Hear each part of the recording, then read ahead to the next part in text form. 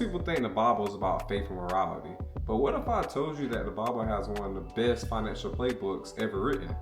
The truth is, the Bible lays out a clear path of financial success if you know where to look. Today, we're breaking down biblical wealth principles that still apply today. Whether you're religious or not, these are time-tested strategies that can help you build financial freedom.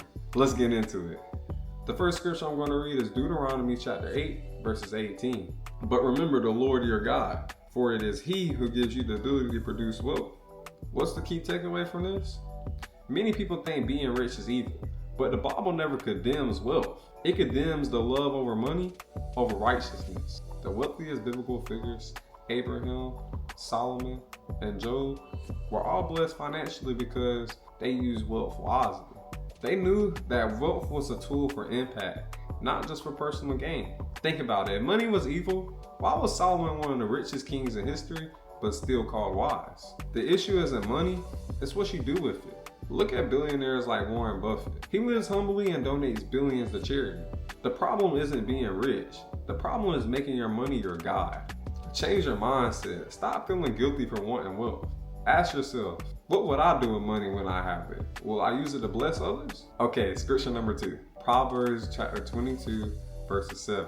The rich rule over the poor, and the borrower is slave to the lender. Some of the key takeaways: debt keeps you trapped in a cycle where lenders control your life. Imagine having a $700 car payment for 6 years. That's over $50,000 going for a car that loses value. Instead, that money could have been invested and turned to $100,000 in the stock market. The average American has over $90,000 in debt. That means most people are working off the paid lenders, making them rich while they stay broke. Avoid financing depreciating assets. That's cars, furniture, and vacations. And if you have debt, use the debt snowball method. That's paying the smallest debt first and using that momentum to pay off the rest of your debt as fast as possible. And after you do that, build a savings buffer, aka an emergency fund. So when your emergency comes, you don't have to borrow from a credit card company because you already have it in the bank. Okay, scripture number 3. Proverbs 21, verse 20. The wise store up choice food and olive oil, and the fool gulps theirs down. To me, here are the key takeaways. What I took away from this verse is saving money isn't just wise, it's biblical. A recent study found that 60% of Americans can't cover a $1,000 emergency without running to a credit card. The Bible literally tells us to store up for hard times. Yet, many people live paycheck to paycheck. I remember when I didn't have an emergency fund and I had to put unexpected expenses on a credit card. That debt took months to pay off. Now, I have cash saved and I never stress about surprise expenses like having to pay for a $300 car battery. Here's some things you can start doing now. Start saving at least $1,000 as soon as possible for emergencies. Build a high yield savings account for long-term security.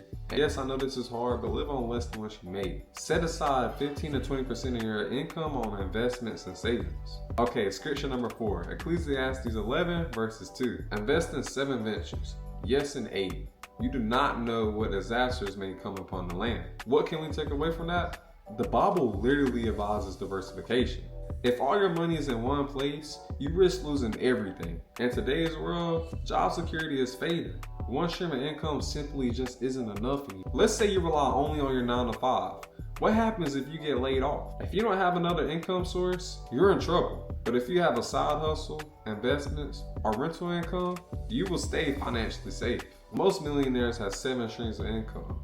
That's not a coincidence. That's biblical wisdom at work. Here's some things you can start doing right now. Start investing. Diversify your income in stocks, REITs, and crypto if you're willing to take that high risk. 2, create multiple income streams, whether that's from side hustles, freelancing, or real estate. And most importantly, don't put all your eggs in one basket. Protect yourself financially.